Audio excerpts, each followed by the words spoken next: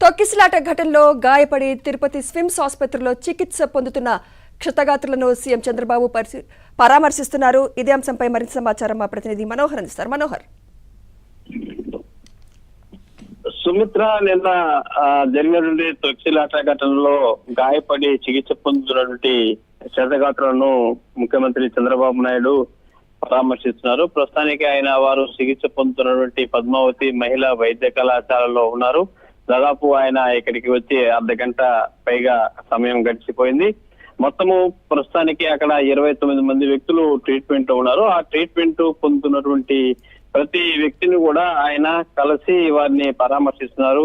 పరామర్శించడంతో పాటు నిన్న అక్కడ జరిగినటువంటి ఘటనకు సంబంధించి వారి నుంచి వివరాలు కూడా రాబడుతున్నారు. అంటే వివిధ ప్రాంతాలకు సంబంధించినటువంటి తమిళనాడు కావచ్చు, కర్ణాటక కావచ్చు, ఏపీ కావచ్చు, ఇలా అనేక రాష్ట్రాలకు నుంచి భక్తులు వచ్చినటువంటి నేపథ్యంలో గాయపడ్డ వ్యక్తులు కూడా పలు రాష్ట్రాలకు, పలు ప్రాంతాలకు చెందినటువంటి వ్యక్తులు ఉండడంతో వారందరినీ కూడా ఒక్కొక్క దగ్గరికి వెళ్ళి ఒక్కొక్కరిని పరామర్శిస్తూ వారి నుంచి చంద్రబాబు నాయుడు వివరాలు రాబడుతున్నటువంటి పరిస్థితి.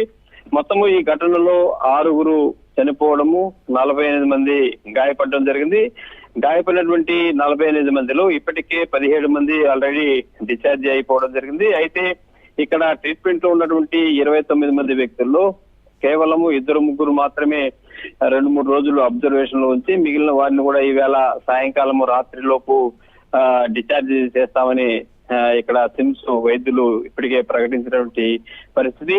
అయితే ఇప్పటికే చంద్రబాబు నాయుడు ఏదైతే సంఘటన జరిగిందో అక్కడ బైరాగిపట్నంలోని రామానాయుడు సెంటర్ వద్దకు అక్కడికి చేరుకుని దాదాపు అర్ధ గంటకు పైగా అక్కడ జరిగినటువంటి వివరాలను కూడా అక్కడ అధికారుల ద్వారా అడిగి తెలుసుకుని అధికారుల తీరుపైన ఆగ్రహాన్ని కూడా వ్యక్తం చేసినటువంటి పరిస్థితి. అదే నేపథ్యంలో కొద్దిసేపట్లోనే డిప్యూటీ సీఎం పవన్ కళ్యాణ్ కూడా తిరుపతికి రానున్నారు.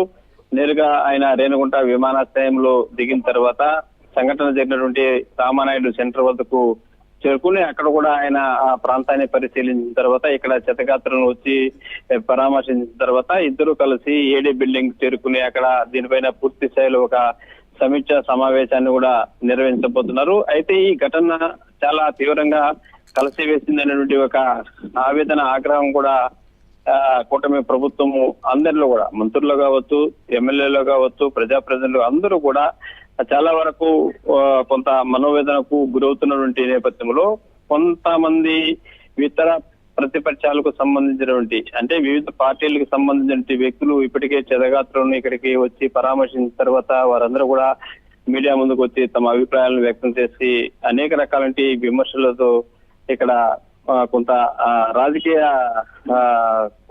రంగును పులిమే విధంగా ప్రవర్తించినట్టు నేపథ్యంలో దీనిపైన మరి కూటమి ప్రభుత్వము దీన్ని ఏ విధంగా సీరియస్ గా తీసుకొని ఈ సంఘటనకు సంబంధించినటువంటి విషయాలపైన ఎలా రియాక్ట్ అవుతున్నటువంటి అంశాలను మరికొద్ది సేపట్లో చంద్రబాబు నాయుడు మీడియా సమావేశం ఏర్పాటు చేసి వెల్లడిస్తే కానీ మనకు తెలిసేటువంటి అవకాశాలు లేదు. మొత్తానికి ఇక్కడ జరిగినటువంటి సంఘటన సమన్వయం, అటు టీడీపీ అధికారులు కావచ్చు, ఇటు పోలీస్ యంత్రం కావచ్చు, 2 వర్గాల మధ్య సమన్వయ లోపం కారణంగానే ఇలాంటి ఘటన చోటు చేసుకుంది అనేటువంటి ఒక అభిప్రాయం అయితే ఇప్పటికే అందరికీ అంటే ప్రజానీకంలోకి వెళ్లిపోయినటువంటి పరిస్థితి.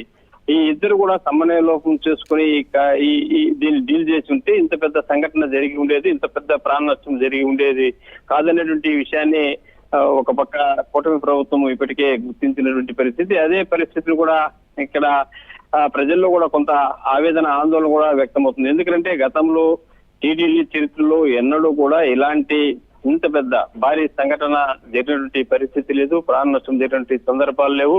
కాకపోతే ఈవేళ ఈ సంఘటన పైన చాలా వరకు అంటే టీటీడీ బోర్డు మెంబర్లు కావచ్చు, అదే విధంగా కూటమి ప్రభుత్వానికి సంబంధించిన మంత్రులు కావచ్చు, ఎమ్మెల్యేలు కావచ్చు, ఇతర ప్రజాప్రతినిధులు కూడా కావచ్చు, కొంత ఏదైతే ఈ పొరపాటు జరిగింది క్షమాపణ అనేటువంటి విషయాన్ని కూడా వారు